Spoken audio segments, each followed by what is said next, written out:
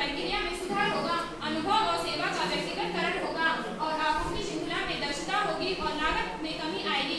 वही इसके सरोकार को देखते हैं तो एआई पर आधारित निर्भरता और गलत निर्णय लेने का जोखिम बना रहेगा।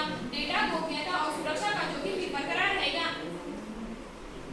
अनुसंधान, बड़े पैमाने पर डेटा विश्लेषण और नए ज्ञान की खोज, अनुसंधान की गति में वृद्धि, मानव त्रुटि को कम करके सटीक और सही परिणाम। अब इसके सरोकार की बात करते हैं तो अनुसंधान में पूर्वाग्रह का जोखिम, एआई द्वारा उत्पन्न परिणामों की सत्यता की आवश्यकता। अब हम बात करते हैं इसकी सुरक्षा की तो साइबर सुरक्षा में सुधार होगा, खतरों का पूर्व अनुमान एवं उनसे निपटने का उपाय, सुरक्षा प्रणालियों में स्वचालन में वृद्धि होगी,